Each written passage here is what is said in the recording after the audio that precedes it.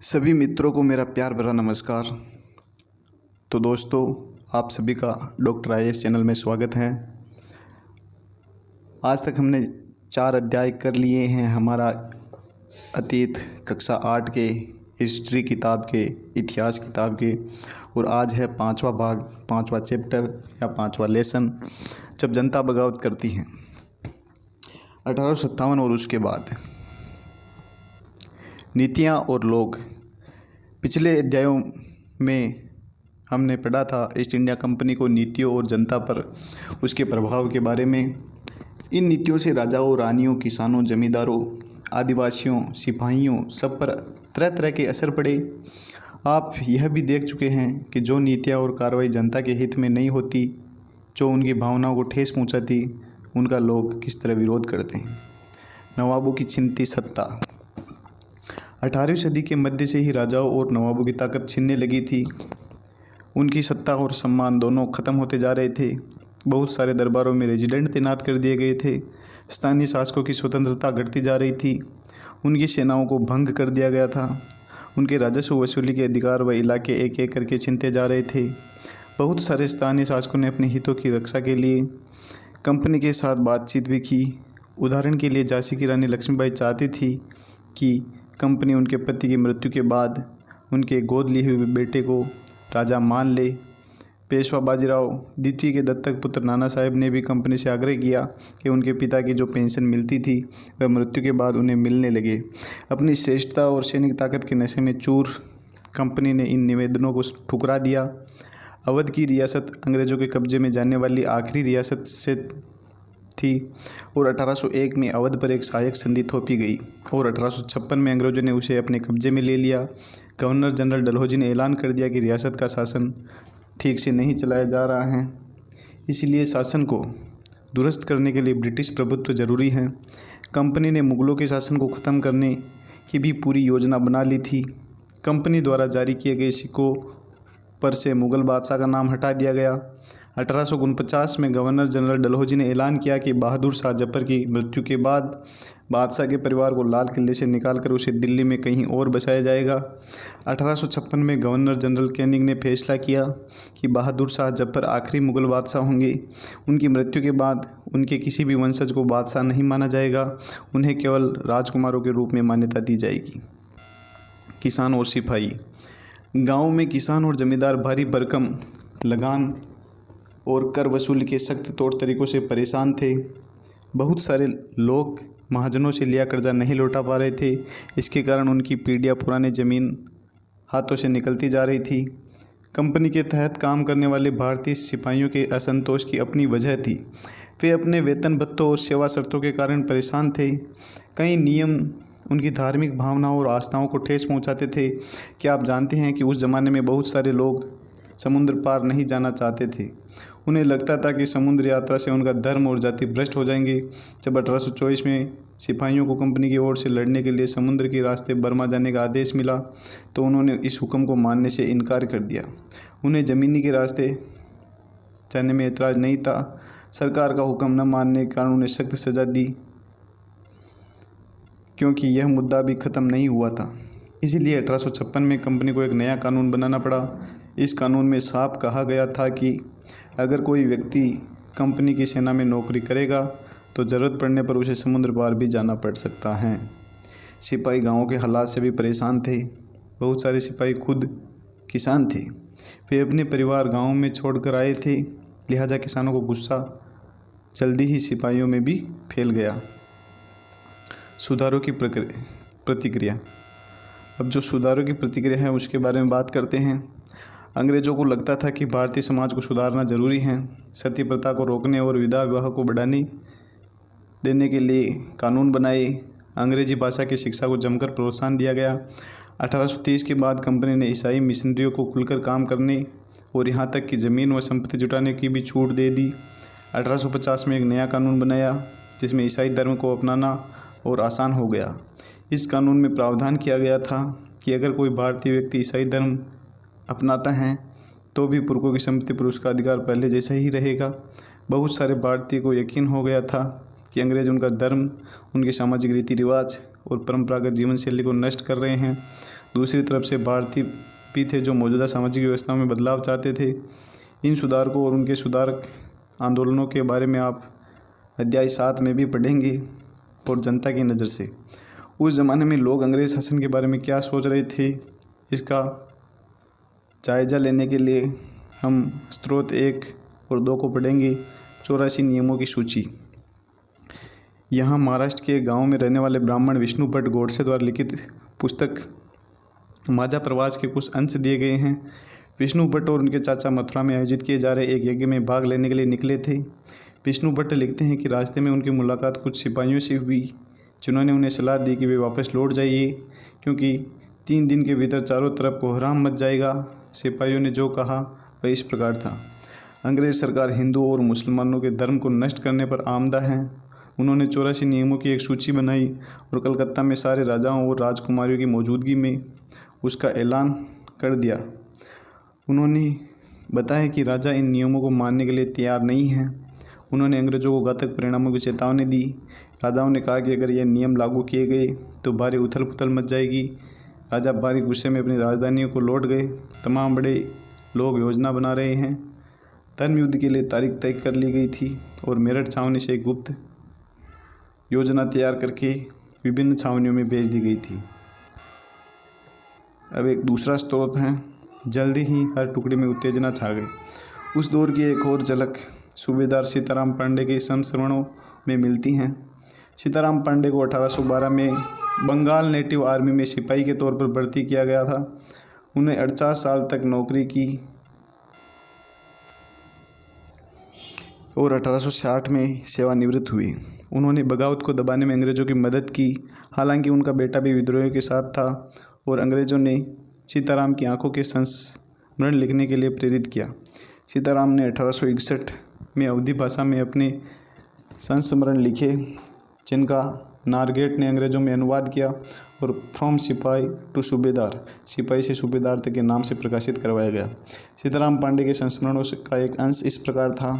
मेरा मानना है कि अवध पर हुए कब्जे से सिपाहियों के भीतर गहरा अविश्वास भर गया था और सरकार के खिलाफ साजिशें रचने लगे थे। अवध के नवाब और दिल्ली बादशाह के नुमाइंदों को सेना की नब्ज़ जानने के लिए पूरे भारत में भेज दिया गया। उन्होंने सिपाहियों की भावनाओं की और हवा दी। उन्होंने सिपाहियों को बताया कि विदेशियों ने बादशाह के साथ कितना बड़ा धोखा किया है। उन्होंने 1000 चूट गढ़ डाले और सिपाहियों को अपने मालिकों पर बैठाया जा सकते हैं। उनकी दलील थी कि अगर सिपाही मिलकर काम करे और इन सजाओं पर अमल करे तो सेना ऐसा कर सकती है। संयोग से इसी प्रकार सरकार ने हर एक रेजिमेंट के कुछ लोगों को नई राइफल के इस्तेमाल का तरीका बताने के लिए अलग छावनियों में भेजा। इन लोगों ने कुछ समय तक सिपाहियों को प्रशिक्षण दिया। इसी दौरान न जाने कहां से यह खबर फैल गई कि इन राइफलों में इस्तेमाल होने वाले कारतूस गाय और सूअर की चर्बी का लेप चढ़ाए जाते हैं। हमारे रेजिमेंट के लोग दूसरे लोगों को लिखकर यह खबर भेजने लगे और जल्दी हर एक रेजिमेंट में उत्तेजना का माहौल बन गया। कुछ लोगों ने कहा कि उनकी 40 साल की नौकरी में सरकार ने उनके मजहब को चोट पहुंचाने के लिए कभी कुछ नहीं किया था। लेकिन जैसा कि मैंने पहले ही जिक्र किया, अवध पर कब्जे के कारण सिपाही पहले ही गुस्से में थे। स्वार्थी लोगों ने फ़ौरन यह कहानी गढ़ दी कि अंग्रेज़ तो सबको ईसाई बनाना चाहते हैं, इसीलिए उन्होंने ऐसे कारतूस तैयार किए ताकि उन्हें इस्तेमाल करने से मुसलमान और हिंदू दोनों ही भ्रष्ट हो जाए। कर्नल साहब का मानना था कि यह बेचैनी जो उन्हें भी साफ दिखाई दे रही है, इस बार भी अपने आप ख़त्म हो जाएगी और उन्होंने मुझे घर चले जाने की हिदायत दी। सीताराम पांडे फ्रॉम सिपाही टू सूबेदार, पृष्ठ संख्या 162 से 63 की यह घटना है। सैनिक विद्रोह जन विद्रोह बन गया। यद्यपि शासक और प्रजा के बीच संघर्ष कोई अनोखी बात नहीं है, लेकिन कभी कभी ये संघर्ष इतने फैल जाते हैं कि राज्य की सत्ता छिन्न भिन्न हो जाती हैं। बहुत सारे लोग मानने लगे कि उन सब का शत्रु एक हैं, इसलिए वे सभी कुछ करना चाहते हैं। इस तरह की स्थिति में हालत अपने हाथ लेने के लिए लोगों को संगठित होना पड़ता है। उन्हें संचार, पहलकदमी और आत्मविश्वास का परिचय देना होता है। भारत के उत्तरी भागों में 1857 में ऐसी ही स्थिति पैदा हो गई थी। फतह और शासन के 100 साल बाद ईस्ट इंडिया कंपनी को एक भारी विद्रोह से जूझना पड़ रहा था। मई 1857 में शुरू हुई इस बगावत ने भारत में कंपनी का अस्तित्व ही खतरे में डाल दिया था। मेरठ से शुरू करके सिपाहियों ने कई जगह बगावत की। समाज के विभिन्न तबकों के असंख्य लोगों विद्रोही तेवरों के साथ उठ खड़े हुए। कुछ लोग मानते थे कि 19वीं सदी में उपनिवेशवाद के खिलाफ दुनिया भर में यह सबसे बड़ा सशस्त्र संघर्ष था। मेरठ से दिल्ली तक 29 मार्च 1857 को युवा सिपाही मंगल पांडे को बैरकपुर में अपने अफसरों पर हमला करने के आरोप में फांसी पर लटका दिया गया। 29 मार्च को दोस्तों याद रखिए इस डेट को, 29 मार्च 1857 को, क्योंकि ये पहले क्रांतिकारी थे जिनको फांसी पर लटकाया गया अंग्रेज़ों ने। तो चंद दिन बाद मेरठ में तैनात कुछ सिपाहियों ने नए कारतूसों के साथ फौजी अभ्यास करने से इनकार कर दिया। सिपाहियों को लगता था कि उन कारतूसों पर गाय और सूअर की चर्बी से लेप चढ़ाया गया था। 85 सिपाहियों को नौकरी से निकाल दिया गया। उन्हें अपने अफसरों का हुक्म न मानने के कारण 10-10 साल की सज़ा दी गई। यह 9 मई 1857 की बात है। मेरठ में तैनात दूसरे भारतीय सिपाहियों की प्रतिक्रिया बहुत ज़बरदस्त रही। 10 मई को सिपाहियों ने मेरठ की जेल पर धावा बोलकर वहां बंद सिपाहियों को आज़ाद करा लिया। उन्होंने अंग्रेज़ अफसरों पर हमला करके उन्हें मार गिराया। उन्होंने बंदूक और हथियार कब्जे में ले लिए और अंग्रेज़ों की इमारतों व संपत्तियों को आग के हवाले कर दिया। उन्होंने फिरंगियों के खिलाफ युद्ध का ऐलान कर दिया। सिपाही पूरे देश में अंग्रेज़ों के शासन को ख़त्म करने पर आमदा थे, लेकिन सवाल यह था कि अंग्रेज़ों के जाने के बाद देश का शासन कौन चलाएगा। सिपाहियों ने इसका भी जवाब ढूंढ लिया था। वे मुग़ल सम्राट बहादुर शाह जफ़र को देश का शासन सौंपना चाहते थे। मेरठ के कुछ सिपाहियों की एक टोली 10 मई की रात घोड़ों पर सवार होकर मुँह अंधेरी ही दिल्ली पहुँच गई। जैसे ही उन्हें के आने की खबर फैली, दिल्ली में तैनात टुकड़ियों ने भी बगावत कर दी। यहाँ पर भी अंग्रेज़ अफसर मारे गए। देसी सिपाहियों ने हथियारों व गोला बारूद कब्जे में ले लिया और इमारतों को आग लगा दी। विजयी सिपाही लाल किले की दीवारों के आसपास जमा हो गए। वे बादशाह से मिलना चाहते थे। बादशाह अंग्रेज़ों की भारी ताकत से दो हाथ करने को तैयार नहीं थी, लेकिन सिपाही भी अड़े रहे। आखिरकार वे जबरन महल में घुस गए और उन्होंने बहादुर शाह जफ़र को अपना नेता घोषित कर दिया। बूढ़े बादशाह को सिपाहियों की यह मांग माननी पड़ी। उन्होंने देश भर के मुखियाओं और शासकों को चिट्ठी लिखकर अंग्रेज़ों से लड़ने के लिए भारतीय राज्यों का एक संघ बनाने का आह्वान किया। बहुत सारे शहरों के इस एकमात्र कदम के गहरे परिणाम सामने आए। अंग्रेज़ों से पहले देश के एक बहुत बड़े हिस्से पर मुग़ल साम्राज्य का ही शासन था। ज़्यादातर छोटे शासक और रजवाड़े मुग़ल बादशाह के नाम पर ही अपने इलाकों का शासन चलाते थे। ब्रिटिश शासन के विस्तार से भयभीत ऐसे बहुत सारे शासकों को लगता था कि अगर मुग़ल बादशाह दोबारा शासन स्थापित कर ले तो मुग़ल आधिपत्य में दोबारा अपने इलाकों का शासन बेफिक्र होकर चलाने लगेंगे। अंग्रेज़ों को इन घटनाओं की उम्मीद नहीं थी। उन्हें लगता था कि कारतूसों के मुद्दे पर पैदा हुई उथल पुथल कुछ समय में शांत हो जाएगी, लेकिन जब बहादुर शाह जफ़र ने बगावत को अपना समर्थन दे दिया तो स्थिति रातों रात बदल गई।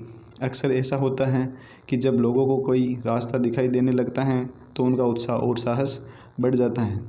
इससे उन्हें आगे बढ़ने की हिम्मत, उम्मीद और आत्मविश्वास मिलता है। फिर बगावत फैलने लगी। जब दिल्ली से अंग्रेज़ों के पैर उखड़ गए तो लगभग एक हफ्ते तक कोई विद्रोह नहीं हुआ। जाहिर है खबर फैलने में भी कुछ समय तो लगना ही था, लेकिन फिर तो विद्रोह का सिलसिला ही शुरू हो गया। एक के बाद एक हर रेजिमेंट में सिपाहियों ने विद्रोह कर दिया और वे दिल्ली, कानपुर, लखनऊ जैसे मुख्य बिंदुओं पर दूसरी टुकड़ियों का साथ देने को निकल पड़े। उनकी देखा देखी कस्बों और गाँवों के लोग भी बगावत के रास्ते पर चल लगे और उनकी देखा देखी स्थानीय नेताओं, जमींदारों और मुखियाओं के पीछे संगठित हो गए। ये लोग अपनी सत्ता स्थापित करने और अंग्रेज़ों से लोहा लेने के तैयार थे। स्वर्गीय पेशवा बाजीराव के दत्तक पुत्र नाना साहिब कानपुर के पास रहते थे। उन्होंने सेना इकट्ठा की और ब्रिटिश सैनिकों को शहर से खदेड़ दिया। उन्होंने खुद को पेशवा घोषित कर लिया। उनके ऐलान किया कि वह बहादुर शाह जफ़र के तहत गवर्नर हैं। लखनऊ की गद्दी से हटा दिए गए नवाब वाजिद अली के शासक के बेटे ब्रिजेश कद्र को नया नवाब घोषित कर दिया। आगे बात करते हैं। ब्रिजेश कद्र ने भी बहादुर शाह जफ़र को अपना बादशाह मान लिया। उनकी मां बेगम हजरत महल ने अंग्रेज़ों के खिलाफ विद्रोह को बढ़ावा देने में बढ़ चढ़कर हिस्सा लिया। झांसी में रानी लक्ष्मीबाई भी विद्रोही सिपाहियों के साथ जा मिली।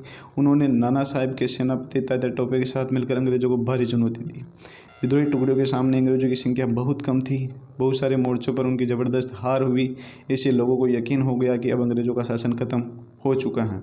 अब लोगों को विद्रोह में कूद पड़ने का गहरा आत्मविश्वास मिल गया था। खास तौर से अवध के इलाके में चौतरफा बगावत की स्थिति थी। 6 अगस्त 1857 को लेफ्टिनेंट कर्नल टाइटलर ने अपने कमांडर इन चीफ को टेलीग्राम भेजा जिसमें उन अंग्रेज़ों के भय को व्यक्त किया। हमारे लोग विरोधियों की संख्या और लगातार लड़ाई से थक गए हैं। एक एक गांव हमारे खिलाफ है, जमींदार भी हमारे खिलाफ खड़े हो रहे हैं। इस दौरान बहुत सारे महत्वपूर्ण नेता सामने आए। उदाहरण के लिए फैजाबाद के मौलवी अहमदुल्ला शाह ने भविष्यवाणी कर दी कि अंग्रेज़ों का शासन जल्दी ही खत्म हो जाएगा। वह समझ चुके थे कि जनता क्या चाहती है। इस आधार पर उन्होंने अपने समर्थकों की एक विशाल संख्या जुटा ली। अपने समर्थकों के साथ वे भी अंग्रेज़ों से लड़ने लखनऊ जा पहुँचे। दिल्ली में अंग्रेज़ों का सफाया करने के लिए बहुत सारे गाजी यानी धर्म योद्धा इकट्ठा ही थे। बरेली के सिपाही बख्त खान ने लड़ाकों की एक विशाल टुकड़ी के साथ दिल्ली की ओर कूच कर लिया। वह इस बगावत में एक मुख्य व्यक्ति साबित हुए। बिहार के एक पुराने जमींदार कुंवर सिंह ने भी विद्रोही सिपाहियों का साथ दिया और महीनों तक अंग्रेज़ों से लड़ाई लड़ी। तमाम इलाकों के नेता और लड़ाके इस युद्ध में हिस्सा ले रहे थे। फिर कंपनी का पलटवार। इस उथल पुथल के बावजूद अंग्रेज़ों ने हिम्मत नहीं छोड़ी। कंपनी ने अपनी पूरी ताकत लगाकर विद्रोह को कुचलने का फैसला लिया। उन्होंने इंग्लैंड से और फौज मंगवाई। विद्रोहियों को जल्दी सजा देने के लिए नए कानून बनाए और विद्रोह के मुख्य केंद्रों पर धावा बोल दिया। सितंबर 1857 में दिल्ली को दोबारा अंग्रेज़ों के कब्जे में आ गई। अंतिम मुगल बादशाह बहादुर शाह जफर पर मुकदमा चलाया गया और उन्हें आजीवन कारावास की सज़ा दी गई। उनके बेटों को उनकी आंखों के सामने गोली मार दी गई। बहादुर शाह और उनकी पत्नी बेगम चिन्हत महल को अक्टूबर 1859 में रंगून जेल में भेजा गया। इस जेल में नवंबर 1862 में बहादुर शाह जफर ने अंतिम सांस ली। दिल्ली पर अंग्रेज़ों का कब्जा हो जाने का मतलब नहीं था कि विद्रोह खत्म हो चुका है। इसके बाद भी लोग अंग्रेज़ों से टक्कर लेते रहे। व्यापक बगावत की विशाल ताकत को कुचलने के लिए अंग्रेज़ों को अगले 2 साल तक लड़ाई लड़नी पड़ी। मार्च 1858 में लखनऊ अंग्रेज़ के कब्जे में चला गया। जून 1858 में रानी लक्ष्मीबाई की शिकस्त हुई और उन्हें मार दिया गया। तात्या टोपे मध्य भारत के जंगलों में रहते हुए आदिवासियों और किसानों की सहायता से छापामार युद्ध चलाते रहे। जिस तरह पहले अंग्रेज़ों के खिलाफ मिली सफलताओं से विद्रोहियों को उत्साह मिला था, उसी तरह विद्रोह की ताकतों की हार से लोगों की हिम्मत टूटने लगी। बहुत सारे लोगों ने विद्रोहियों का साथ छोड़ दिया। अंग्रेज़ों ने भी लोगों का विश्वास जीतने के लिए हर संभव प्रयास किया। उन्होंने वफादार भूस्वामियों के लिए इनामों का ऐलान कर दिया।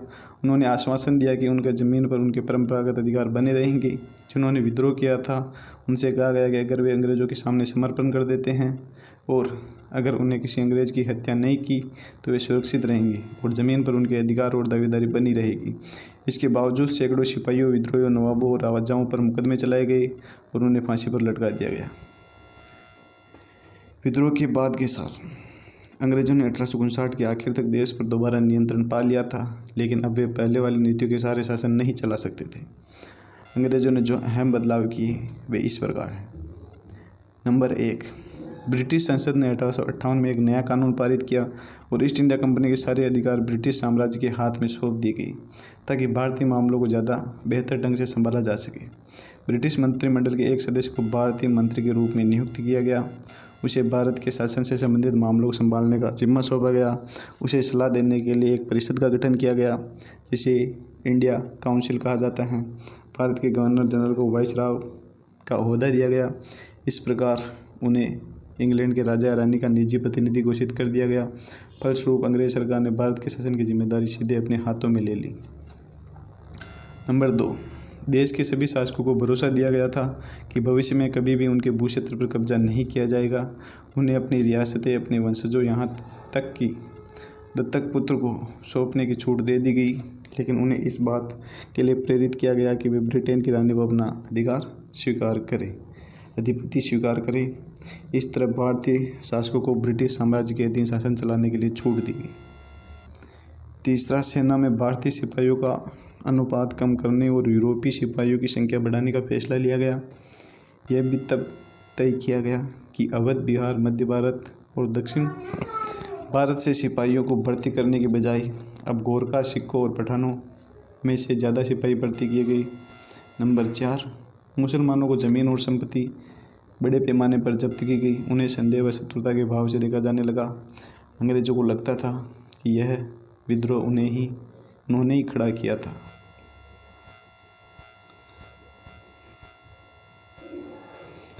और 5वां जो पॉइंट है, अंग्रेज़ों ने फैसला किया कि वे भारत के लोगों के धर्म और सामाजिक रीति रिवाजों का सम्मान करेंगे।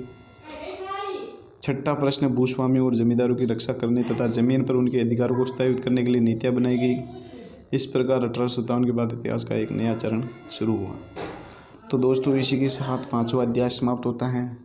और डॉक्टर आयुष चैनल को सब्सक्राइब कर लीजिए और बेल आइकन को ऑन कर लीजिए, जिससे नई वीडियो आपको सबसे पहले मिले। धन्यवाद। इसी तरह आप यूपीएससी की तैयारी लगातार करते रहिए और संघर्ष करते रहिए, सफलता ज़रूर मिलेगी। जय हिंद, जय भारत।